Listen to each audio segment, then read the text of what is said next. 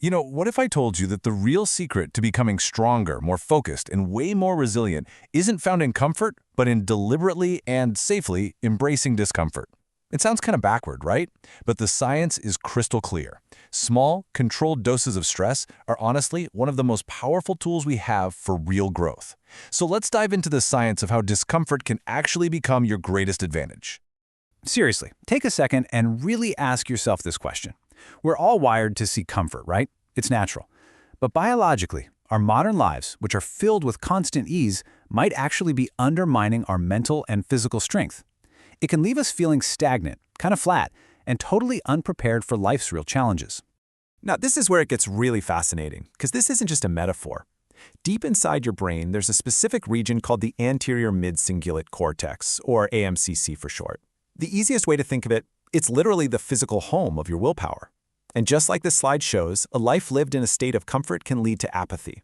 And that part of your brain can actually shrink, it can atrophy. But when you face challenges, it grows, building your tenacity and resilience from the inside out. And this quote just nails the point.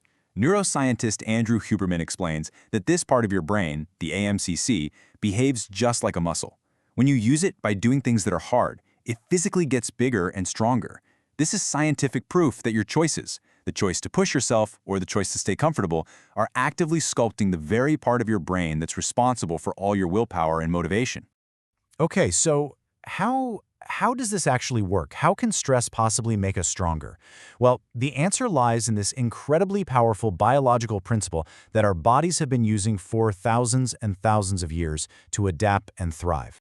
The official term for this is Hormesis, and the core idea is simple. A little bit of something that would be harmful in a large dose.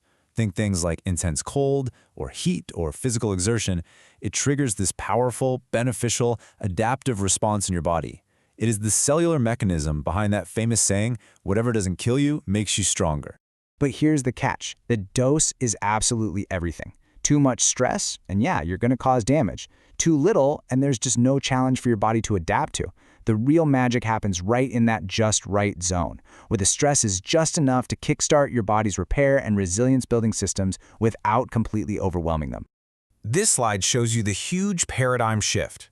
So the old way to thinking, that top line, the linear no-threshold model, basically assumed any dose of a stressor is harmful, period. But the Hormetic model, it flips that completely on its head. It shows us that a low dose isn't just harmless, it's actually protective. This simple chart reframes our entire relationship with things we normally try to avoid. And you know what the best part is?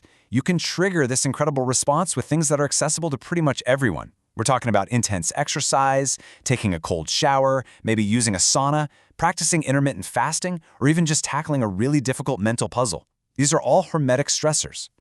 But the benefits, they go way beyond just physical resilience. Embracing this kind of voluntary struggle fundamentally changes your brain's chemistry and its architecture, creating a much more robust and sustainable system for motivation. And this right here, this is the crucial point.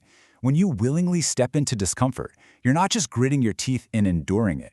You are actively teaching your brain to associate effort with reward on a deep chemical level. And the effects, well, they're both incredibly powerful and very long-lasting. And get ready for this. This is the jaw dropper. Research shows that just a few minutes, like 1 to 3 minutes, of deliberate cold exposure can cause your baseline dopamine levels, that's the molecule of motivation and drive, to skyrocket by up to 250%. I mean, that is a massive chemical reset from a very simple, very brief action. And unlike those fleeting dopamine spikes you get from, scrolling social media or eating junk food, this increase is sustained. It's clean. It elevates your mood, your focus, and your drive to pursue your goals for hours after you've stepped out of the cold. It's a clean, sustainable way to feel better and get more done. But wait, it gets even better. Because beyond just increasing the amount of dopamine floating around, these practices change the very structure of your brain to make you more sensitive to it. Just look at this data. A study on the effects of exercise training found a significant increase in the availability of what are called D2/D3 dopamine receptors in the striatum. That's a key brain area for motivation.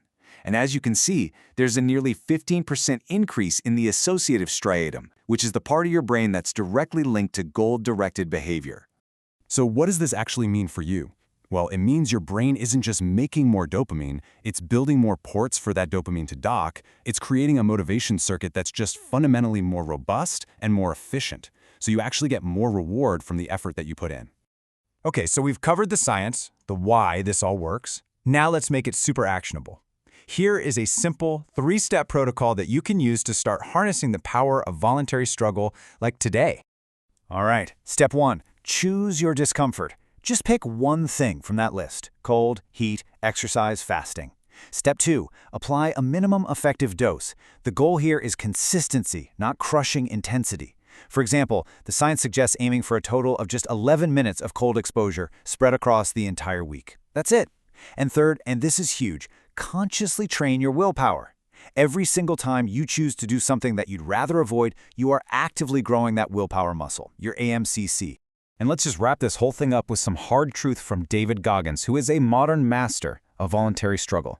There are no shortcuts. There are no life hacks. Building resilience, growing that critical part of your brain for willpower, it all comes down to one thing: action. Repeated, consistent action, especially when you don't feel like it. So the only question that's left is the one right here on the screen. The power to forge your own resilience is literally waiting for you, just on the other side of your comfort zone.